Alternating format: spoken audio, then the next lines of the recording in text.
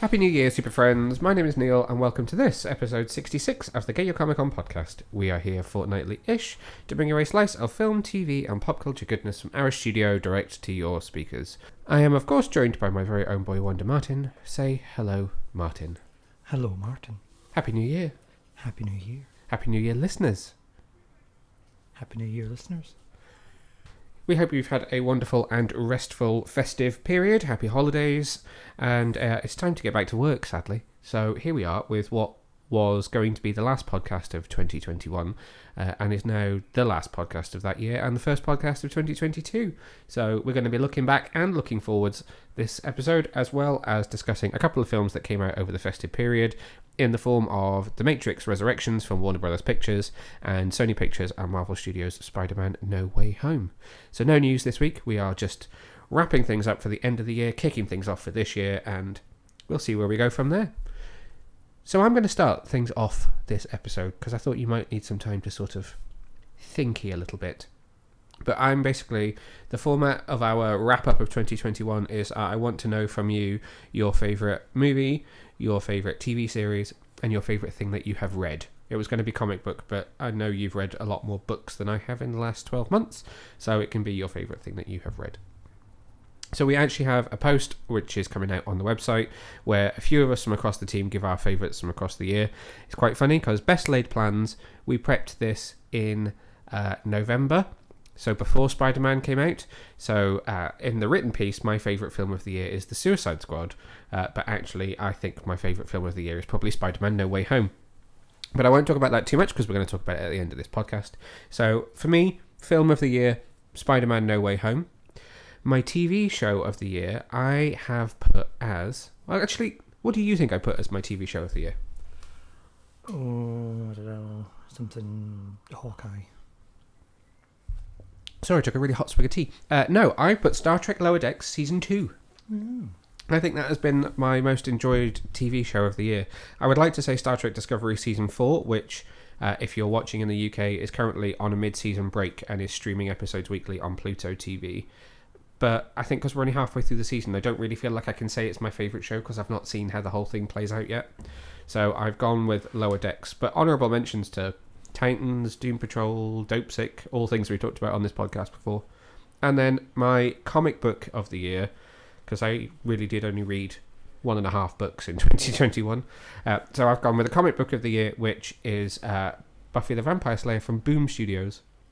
Because they've been doing this huge multiversal arc thing this year, which everyone wants a multiverse, but, you know, actually they've done it really, really well, and it's been a really interesting read with some really great artwork. So my book of the year has been Boom Studios' Buffy the Vampire Slayer. Well. Which you don't actually read. No. Very sad. That was surprisingly quicker than I thought it was going to be, so I'm going to have to make you talk about The Matrix and Spider-Man for a protracted amount of time. So, The Matrix Resurrections is in UK cinemas now, and in the US is in cinemas and available to stream via HBO Max.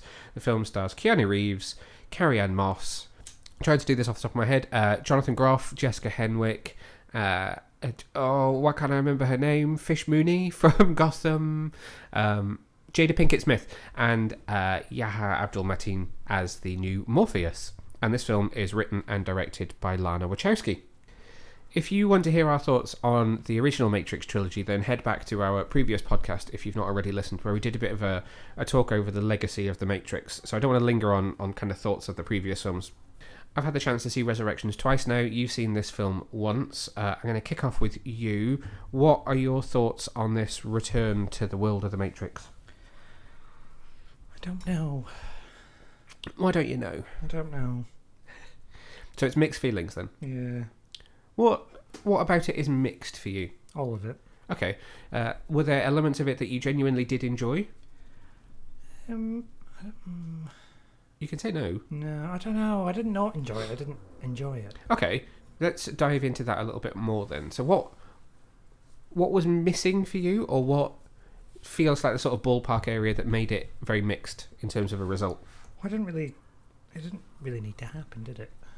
No, I do think there is a definite sense of unnecessariness to this sequel, but then is that part and parcel of what the sequel is even trying to tell you?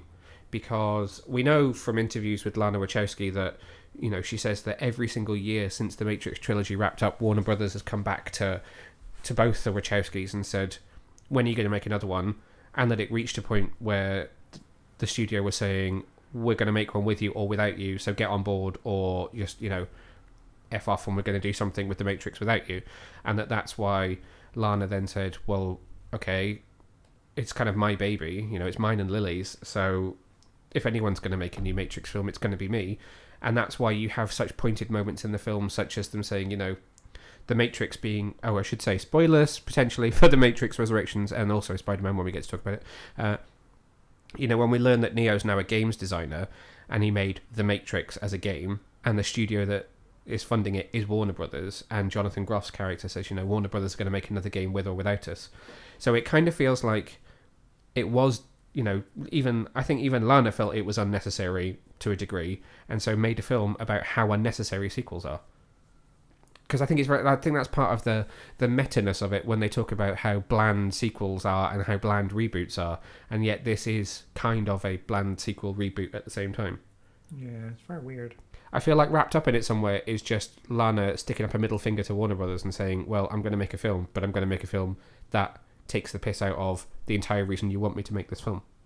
It's very much a romance this time around, and although there is still action, I guess there's kind of less action than there is in some of the previous films, and there's much more of a focus on Neo and Trinity, or Thomas and Tiffany, and how that relationship is important to what happens within the Matrix. So what did you think about that? I suppose it's an interesting take on how their romance has developed to be something more than the one. They're now like the two. Or together they are the one. Yeah, I didn't fully get it because it was never really a thing in the first three. But I suppose the journey that they've been on, they've sort of become this unstoppable force of love. I know what you mean. There's a counterbalance in the power, isn't there? That it was always that there is this prophecy of the one, Neo is the one, Neo has the power. And now we're kind of saying, actually, it could be a woman who has the power, not necessarily a man who has the power. This feels a lot more gender neutral, and there's a lot more positive representation on how the power is shared out between the people who are involved. And I think you get that as well with Bugs, Jessica Henwick's character, obviously being the audience's way in, and she's kind of the one that brings all of the events of this film together. And again, that's now a female character rather than Morpheus. Although Morpheus, again, still exists, he almost feels less important here than he was in the original trilogy. It's a very different Morpheus as well, though, isn't it? What were your thoughts on how they handled that? Oh, that was interesting. Did he not want to come back, or did they just not invite him? I believe he says he wasn't asked. Oh, okay. I think I read an interview with the script writer, so it was co-written. Lana co-wrote it with a couple of other people, and I've read some interviews where they said that it was always planned to be a different Morpheus. They felt like it would be disingenuous to just bring everyone back as they were and continue. They felt like there needed to be some sort of shift in what had happened, which I guess is kind of similar to what they did with Agent Smith. So apparently there were talks at one point to bring back the original actor as Agent Smith. That's terrible. His name's gone out of my head. But I guess presumably at some point it was decided either that character should move on as well, or he wasn't interested enough to come back and play him again, and that's when Jonathan Groff becomes involved. I do like Jonathan Groff, though. He did a very good job. I only really know him from Glee and that musical, Hamilton. So I've never really seen him in an action role, so I was impressed to see him throw down with Keanu Reeves and actually hold himself really well in a fight. I think of him as more of a comedy musical actor than somebody who has a sort of physical presence that's quite foreboding. So I thought he did a really good job. And the fight scene between the two of them was amazing as well. Same with Neil Patrick Harris. Yeah, Neil Patrick Harris. He really surprised me in this film. I've never, again, seen him do evil. I've only ever seen him be comic as well. And I feel like he mixed that with being a bit dastardly quite well. He could do sinister. Definitely can do sinister well. Well, he did Dr. Horrible, so... True, but then again, even then, that was a comedic role. He was still evil. True. We talked about this in our last podcast, but a lot of the complaints about the sequels were that it became all quite convoluted, where it felt maybe not straightforward in the first film, but more straightforward than it all became once they threw in all the other elements in the second and third one.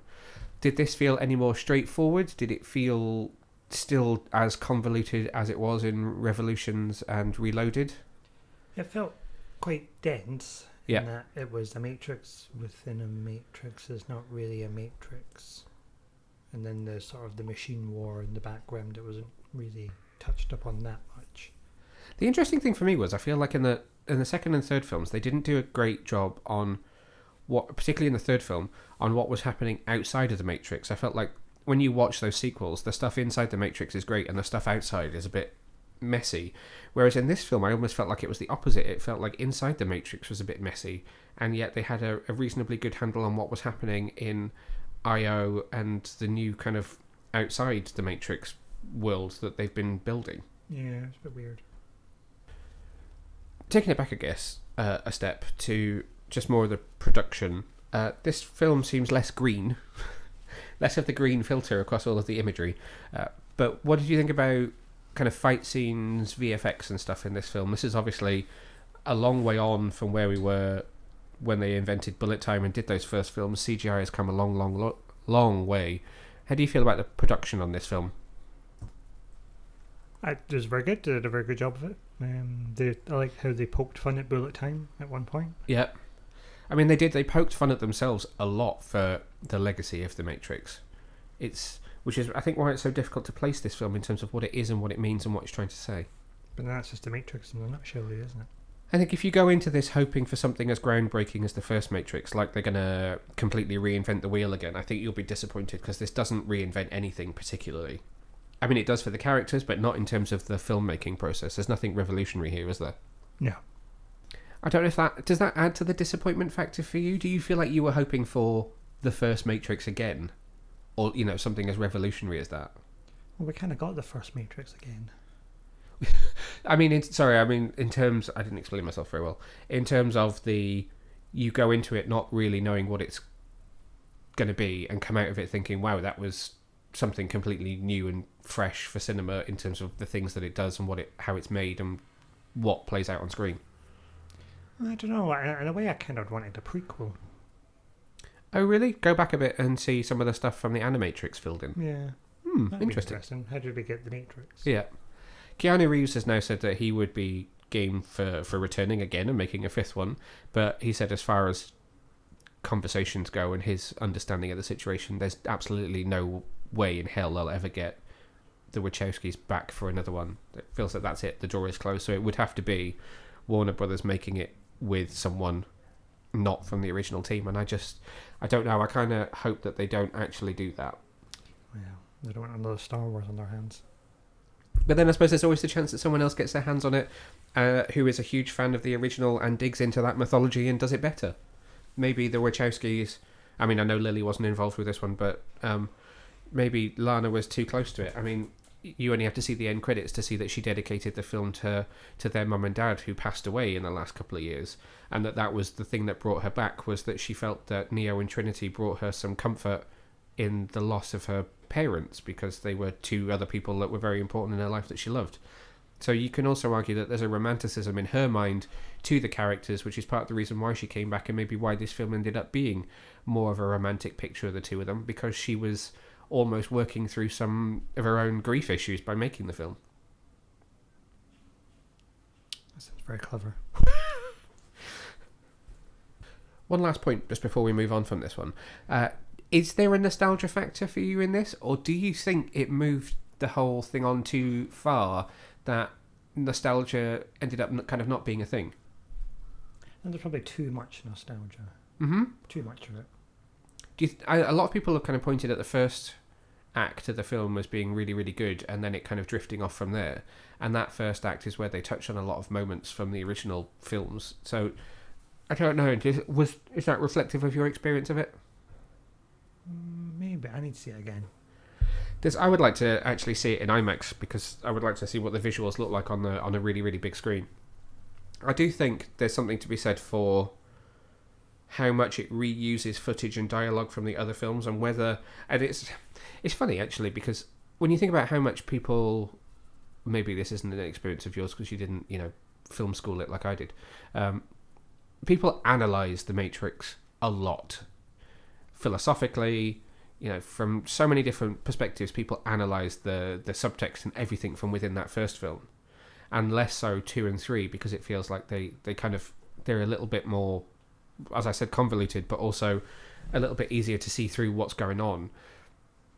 I kind of feel like this film, whether it ends up being entirely successful or not, will end up being discussed almost as much as the first film, because you can dig into it so much. I mean, you could suggest that it was lazy that they reused footage and reused dialogue, but you could also suggest that it's completely genius, that they were communicating to you as the viewer that everything was repeating itself because the Matrix had been restarted, because certain points were being repeated. So I think there's a lot of different ways to look at this film and try and dissect it, and I feel like it will end up being talked about a lot, but maybe not necessarily for the right reasons. Okay, that's probably enough on The Matrix. Would you recommend it? I think so. Fence. Purely very much sitting on it. If you've seen the first 3, I mean, why not? Oh, actually, okay, one more question then.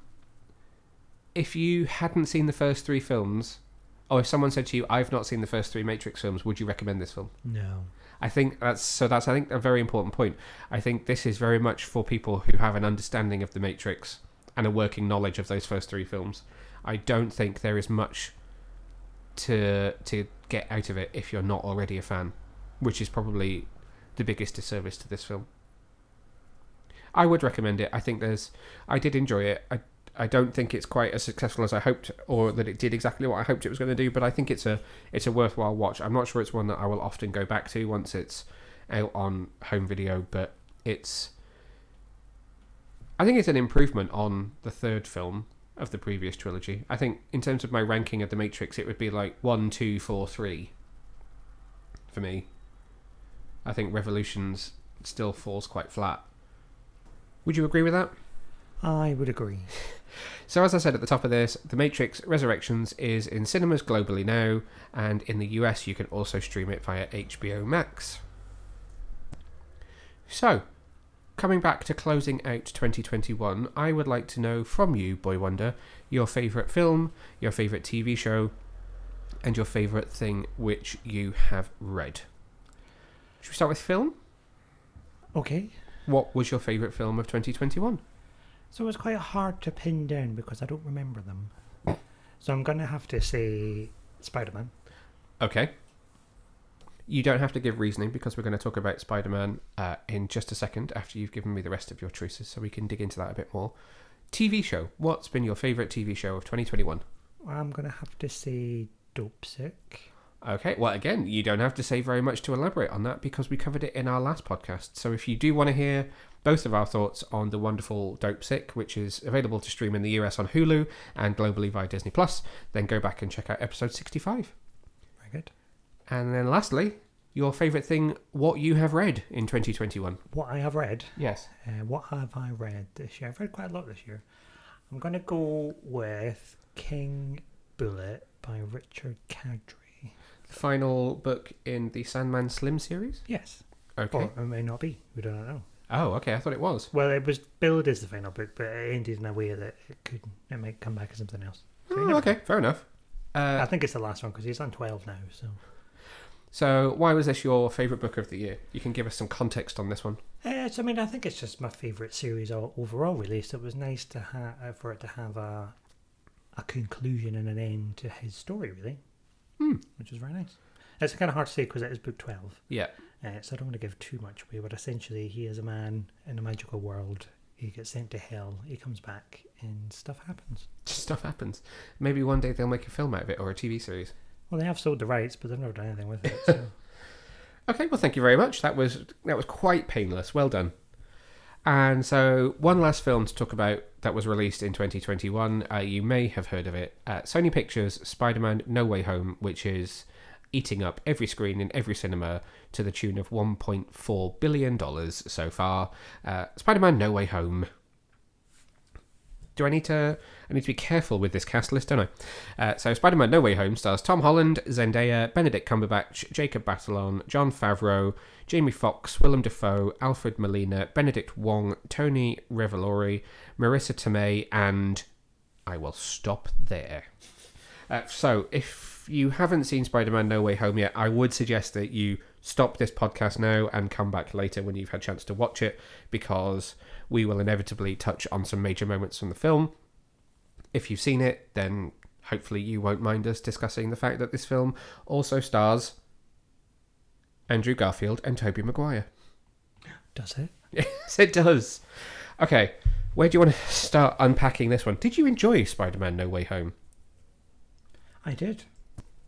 What did you enjoy about Spider-Man No Way Home?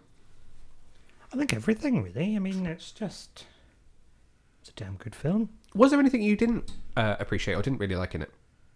I mean, there were a couple of scenes I didn't like just because they were sad. Yeah. Anything sort of narratively or production-wise that you thought were not great choices? No. That's good. So this was a wholly enjoyable project for you. Wholly. As it was for me. So I can't believe we've not been back to see it. Although, to be fair, there's been 2 bouts of COVID since then, and Christmas and New Year. So, maybe this week we'll finally go back and watch it again. Right. Oh, I'd like to watch it in luxury. I'd like a reclining seat. Okay. There we go. So this film is kind of not just the culmination of Tom Holland's trilogy of movies, from Homecoming to Far From Home to No Way Home, plus his adventures in kind of Civil War, Infinity War, Endgame.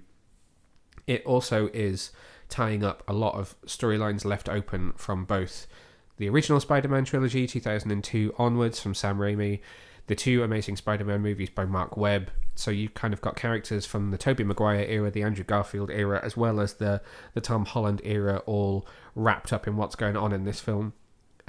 So it very much had the chance that it could have been too busy, which Spider-Man 3 films often, well, in fact, Spider-Man sequels, let's say, often are. So Tobey Maguire's Spider-Man 3 was, much maligned for the fact that it had Sandman, it had Venom, and it had what was going on with Harry as well. That film was kind of deemed incredibly busy for that reason.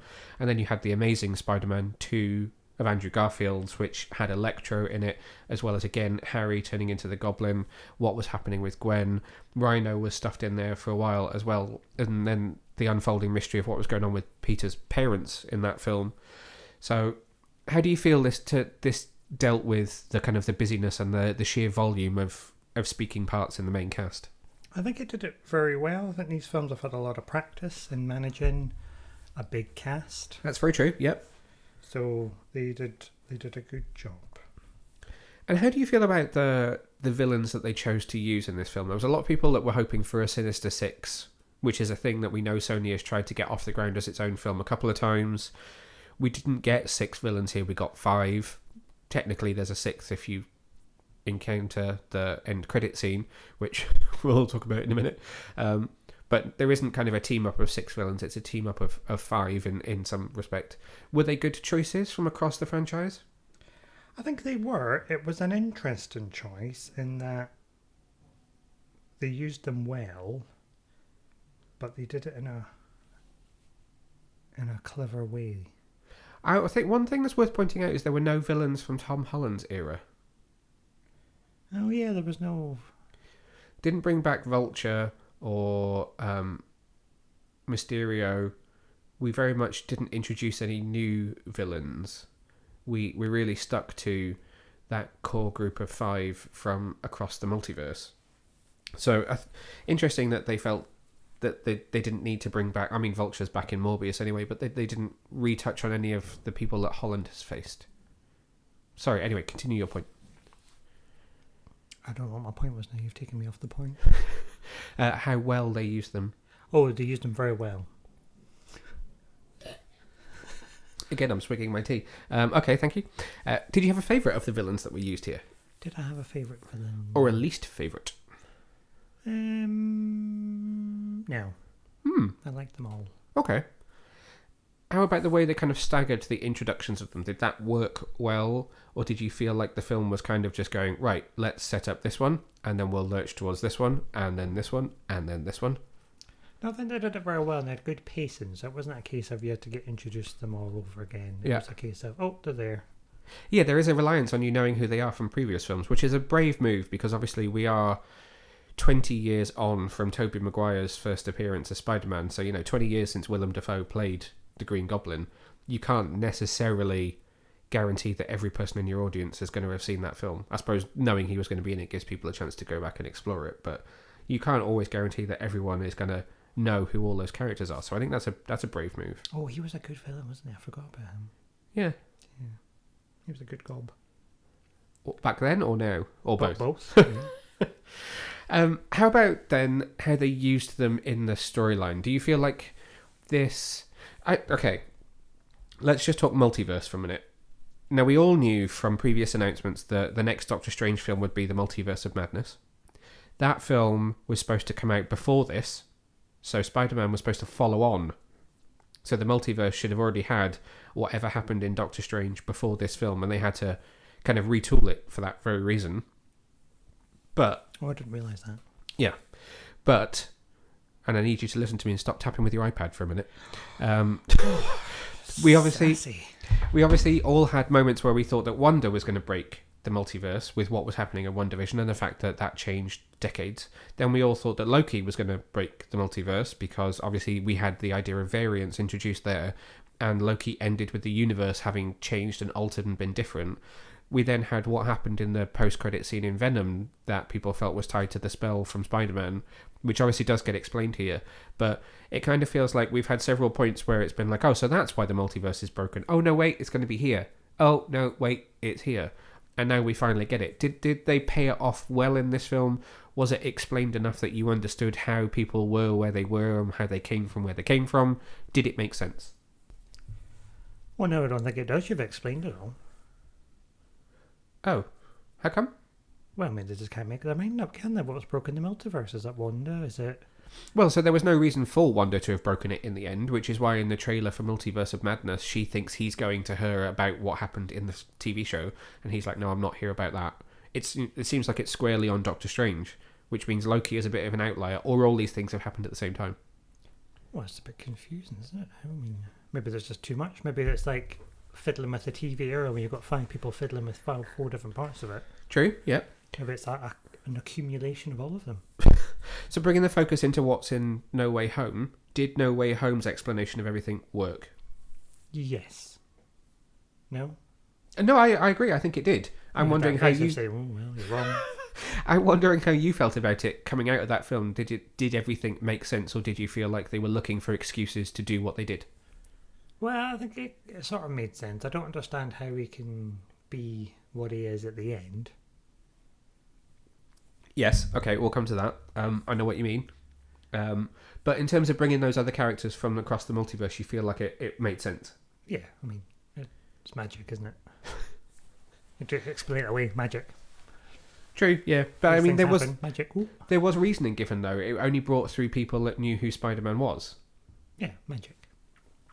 The multiverse picked people very, very carefully. Okay, so the big elephant in the room, there are a number of cameos in here which, if you manage to stay unspoiled going into the film, would probably leave you on the floor.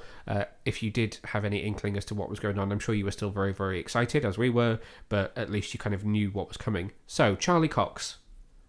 Very exciting, but very underwhelmed at the same time. Apparently, you are now expecting to see him everywhere. So the way it's being talked about by the kind of the scoopers of the internet is that he is very much going to be a constant now. That he is likely to turn up in She-Hulk. I mean, she is a lawyer, so is he. So that's what she does as a day job. He is likely to turn up in Echo, which will pick up with what happened with Kingpin and the finale of Hawkeye. And then he's supposed to be turning up somewhere else as well, and I can't quite remember what that was off the top of my head. But apparently you're going to be seeing a lot of Charlie Cox. And actually, just tipping back to The Matrix quickly, Jessica Henwick, why do we know her from Marvel? I don't know their names. She was Colleen Wing in Iron Fist. Oh, yeah. Is then Bugs in Matrix. So whilst promoting the Matrix, she was asked kind of about Marvel and that whole scenario, and because we learned recently that she was up for a role in Shang-Chi but chose to do the Matrix over Shang-Chi. She said that she very much held on to Colleen and doing the Matrix rather than Shang-Chi because she hopes to come back as Colleen at some point but knows nothing about it. And she kind of let slip that Charlie has known for 2 or 3 years, kind of since Endgame-ish times, that he would be turning up in the MCU as Daredevil. So it seems he's known for a while and there's a big plan for him. Equally, there is a plan for Kingpin, so we're going to have to talk about the Hawkeye finale at some point. I did feel at the end of that film like we'd all been so excited when he appeared, and that at the end of the film it was like, oh, and Charlie Cox was in it too. I think he got gazumped by what happens afterwards, but I mean, if anybody was going to be playing Daredevil in the MCU, I'm glad it's him. Yeah, he's a good Daredevil. Next of the cameos, Andrew Garfield. Da-da-da. The Amazing Spider-Man shows up, followed by obviously Tobey Maguire, the original live-action Spider-Man. Give me your thoughts on those two returning. Very exciting. I did think at one point that Tobes wasn't going to put the costume on because I thought, oh, he's a bit old now. Yeah. But then he did. It's very exciting. Or did he? Was it? Or did he? Was it CGI? No, I think they suited up. Oh, okay. I mean, we've seen pictures of... There are costume design leaks that show like the 3 Spider-Man's costumes hanging together in wardrobe and stuff. I'm sure they did put them on. I mean, I'm sure there was a great deal of CGI in there as well. What about the interactions between all 3 of them then?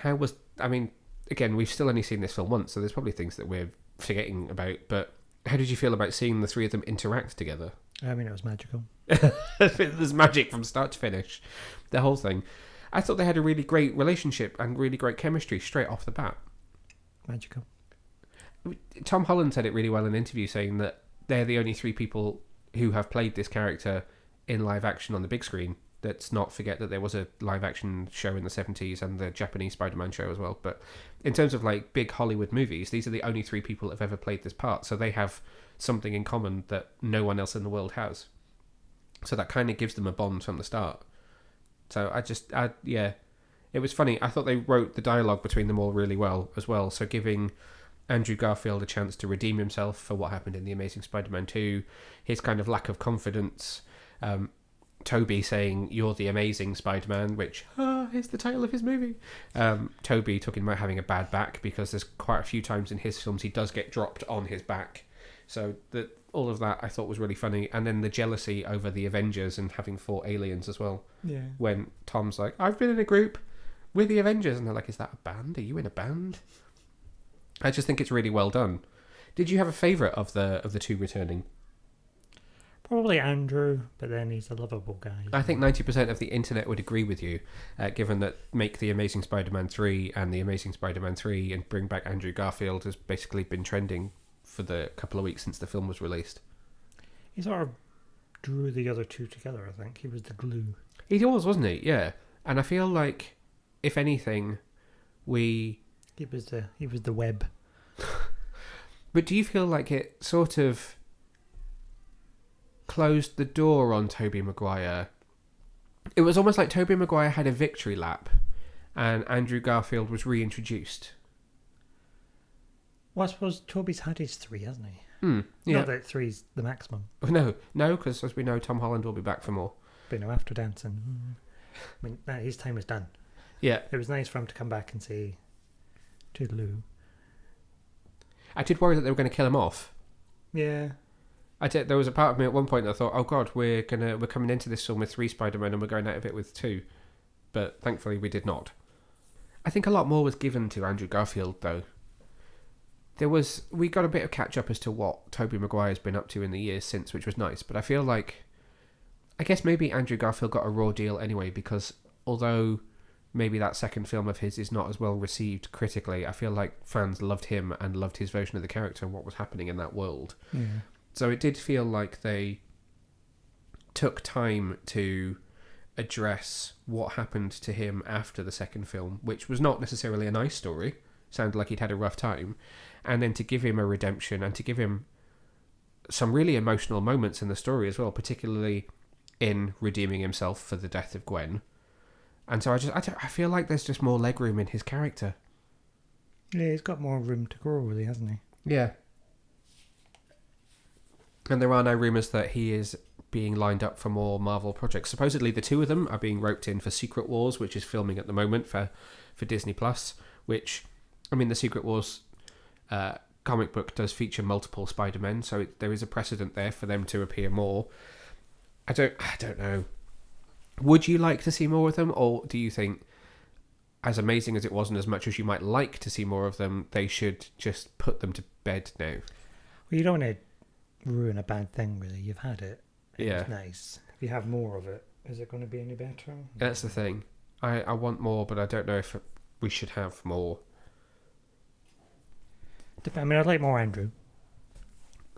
But maybe on a standalone basis. Yeah. In Well, a film, not in a weird situation. I did wonder where you were going with that. Well, I mean, I wouldn't say no to that either, but, you know. Right. So, I mean, there is Venom. Let's cut to the chase in terms of the end credits. Tom Hardy may have been shafted slightly in terms of what happened at the end of his film. Oh, massively, bless him. Yeah. So I have really mixed feelings about this, because on the one hand, it's kind of a funny joke to say that Venom was in the MCU. I mean, Venom is now in the MCU, but to say that Tom Hardy's Venom, I may have just said Tom Holland a second ago, that's just going to get confusing. To say that Tom Hardy's Venom was in the MCU, albeit for a couple of hours, and then left behind some of the symbiote, so that there is still the chance to do a Venom on Marvel's terms rather than Sony's. But do we? I mean, Venom goes back to his universe with knowledge of Spider-Man. So, But does he remember? well, we don't know that he remembers. Maybe he doesn't. But if he, in his next film, has memories of the MCU and Spider-Man, I feel like that has to have consequences. Like, maybe Venom 3 will see him seeking out the Spider-Man of his Earth. If there is one. I mean, we know that there aren't necessarily these people on every Earth, because it's now established that there is no Norman Osborn in the MCU. He does not exist. Or if he exists, he is not in anywhere near the same position that he was in any of the other universes, which does beg the question of who invented the spider that bit Peter that made him become Spider-Man. But let's just ignore that for now. Yeah, that was weird as well. Yeah, but what's not to say that on Tom Hardy's Venom's Earth, there wasn't a Spider-Man who disappeared into the darkness after the death of his loved one, Gwen Stacy, who then has been magically brought over to another universe alongside Venom and travelled back and is now back in action again. And suddenly Venom 3 is Venom versus Spider-Man, only we all thought it was going to be Tom Holland, and it's actually Andrew Garfield. Well, maybe. Or maybe something happens in Doctor Strange with the Multiverse of Madness. Well, yes, that's the other kind of hidden factor here, is that we don't know what's going to happen at the end of Multiverse of Madness. So You could have the X-Men. You just don't know. So that's probably a good time to talk about Multiverse of Madness, because the second end credit scene in No Way Home was the first trailer for Multiverse of Madness. So what did you think of that? I'm curious to see what's going to happen with it and how it's all going to work. I'm still not sure about it. Okay. Did you like what you saw in the trailer? You didn't see a lot in the trailer, did you? No, they were very guarded with it, which is very clever. I'm excited. I would like to see more. I'm concerned by how much they're reshooting. That's a worry as well. Not because I feel like they think it's bad, but the rumours are that supposedly they're just throwing more and more cameos into it because people dug what they did in No Way Home so much. But there is a chance that you'll just have too many nods to too many things, and it will take away from any more meaningful aspect of the story. Yeah. We didn't touch on one of the biggest moments in No Way Home, which we probably should do, as much as I would rather not. Oh, let's not. But okay, so there has been no presence of Uncle Ben in the MCU in terms of, that wasn't a motivator for him becoming Spider-Man. The only real reference to him is the suitcase from Far From Home. And so, rightfully, to give all three Spider-Men a with great power comes great responsibility moment, we give that responsibility to May. I think that was a brilliant idea, and I think that worked incredibly well. Do you think that giving her that moment worked? Yeah, but it was too sad. Obviously, we're talking about the fact that Aunt May dies, It's just too sad. Because then they think, oh, she's fine. Oh, no. Oh, God. I mean, there was no way she was fine. Yeah. There was no way she was fine. But then you think, oh, Marvel, no consequences. But there was a consequence, so well done. Yeah, there was a consequence. I don't think they'll be bringing her back.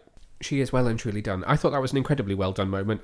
I thought it was interesting who they gave that moment to and who was the one that got to kill her. I thought it was a great emotional motivator for Tom Holland's character. So I think fair play, Marvel. That was a brave decision, or should I say Marvel and Sony. It was a brave decision. It was a bold decision, and I'm glad that they took a chance on doing something like that in a film which could easily have been overshadowed by all of the other things that were going on. Too sad, though. Let's just touch on some of the production values a bit before we do the end of the film. Brilliant score, Michael Giacchino, once again, absolutely smashing it out of the park. CGI, visual effects, all fine for you? Any dodgy moments? There were a couple of dodgy moments with the 3 Spider-Men. Yeah. And there were a couple of moments that looked like the heads were just like stuck onto a body that wasn't really theirs. Yeah, there were a couple of those moments, weren't they? Like when Tom Holland wears the Iron Spider, it just seems like he's a bit of a floating head at times. Yeah. Yeah. So, I mean, there were some bits I was like, oh, that's a bit click and drag. To be honest, let's look at this objectively. If Sony were hedging their bets on the success of this franchise, this film was around, I think, 200 million to make, and its opening weekend was in excess of kind of 400, 500 million. And where we're recording this podcast now, so we're recording this on the 3rd of January, so we've just had its 3rd weekend in the box office, and it's just shy of $1.4 billion. So we're not. This is now Sony's highest grossing film of all time, and it's now I think it's the 12th highest grossing movie of all time by itself. We're talking about a film that has grossed more money than Infinity War. We're talking about a film that is probably not going to gross as much as Endgame, but Endgame made just over 2 billion. Spider-Man is now only kind of 600-700 million behind, and that's comparing a film that does not have a massive ensemble cast of A-listers, that came out pre-COVID, and this is a film with a lesser cast being released in a time when not all cinemas are open. And very importantly to note, this film doesn't have a Chinese release date, and China is a huge Marvel market. So China alone was $200 million for Far From Home. So if No Way Home was out in China and was looking at the same, if not bigger numbers, then we'd be saying right now this film's at 1.6, 1.7 billion, which then puts it only 500 million behind Endgame. So I think it's fair to say that this film is very, very, very big and puts Spider-Man on a new level. So I would imagine we'll probably see even higher production values maybe in the future. I mean, it might be a smaller scale movie, but with more effort put into some of the production behind it. So what you're saying is people love the Spider-Man. Yes. People, without doubt, absolutely love the Spider-Man, and despite Omicron and everything, people have turned out again and again and again and again to see this film in the last 3 weeks. So, fair play. Biggest film of 2021. Going into 2022 as one of the biggest films ever in the history of cinema. Fair play. Let's just talk about that ending a bit, because you mentioned that you weren't sure about where he is at the ending. Do you want to just touch on that slightly? Well, they say that everybody has forgotten who Peter Parker is. Yeah, and Doctor Strange phrases it as people don't know that he exists, which I think is the problem. Yeah, so how does he have, how does he get an apartment? How does he have social security? Does this like an identification? Yeah. Who is he?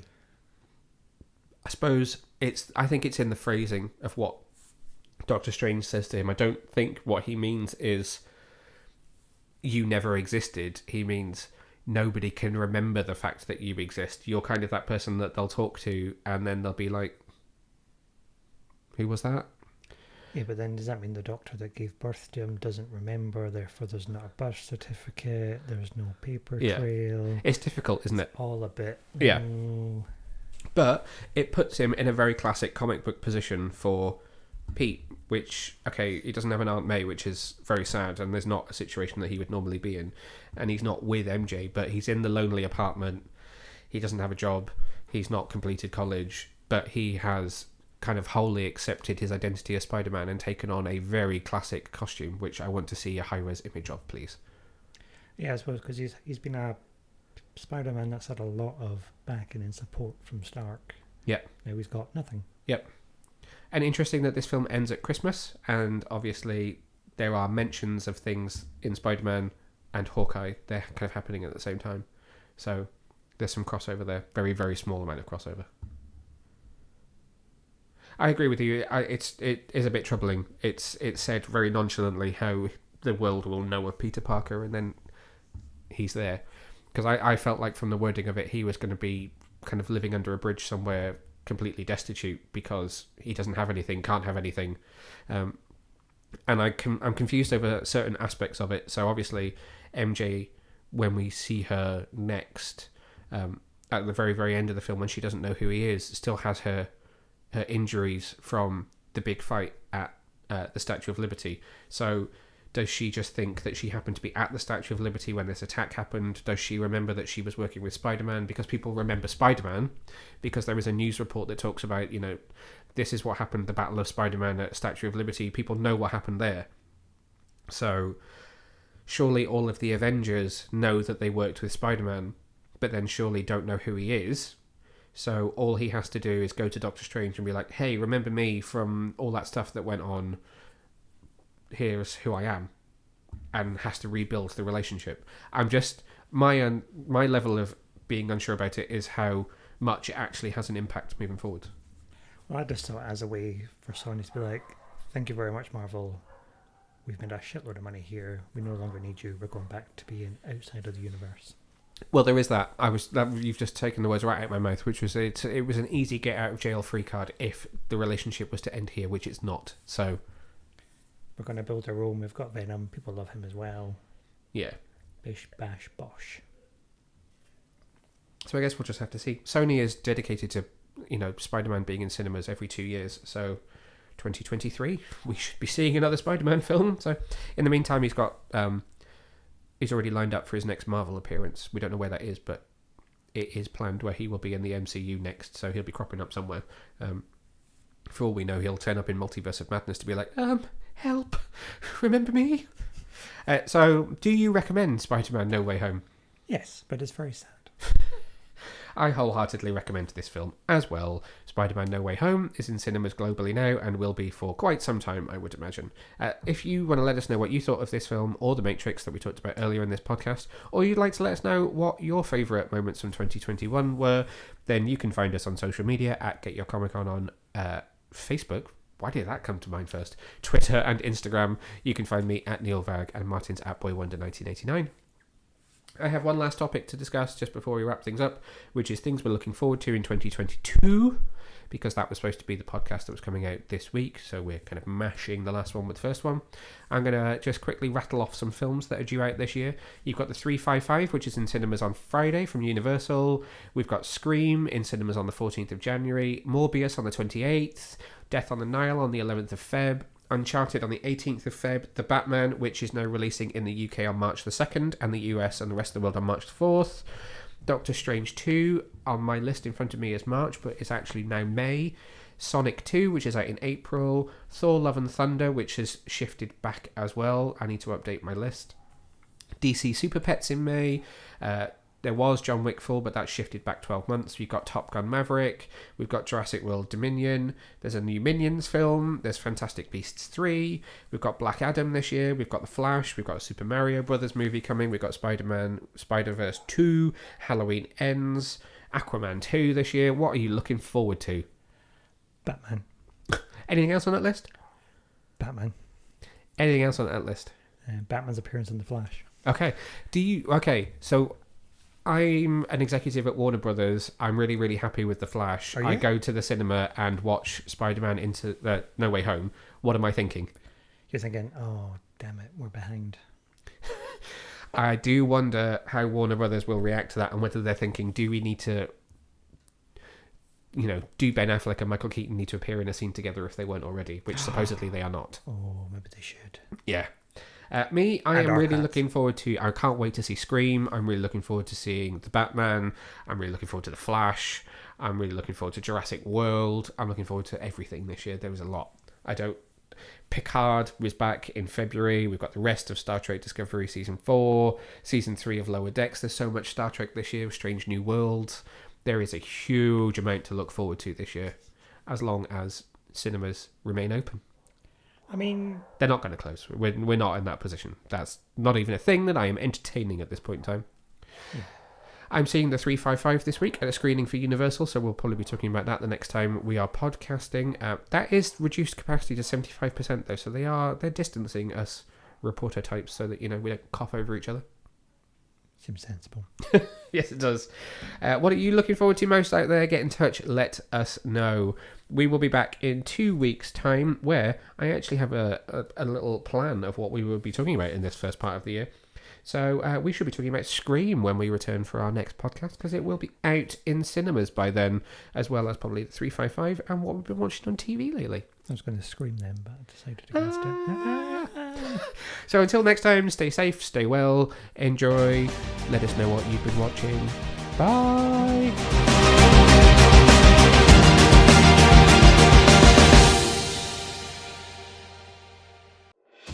Thanks for watching, Super Friends. If you enjoyed this video, then make sure to hit the subscribe button just down below and hit the bell so that you can get notified whenever we release brand new videos. In fact, there's 2 more waiting for you to watch right here below. So what are you waiting for? Why not click play?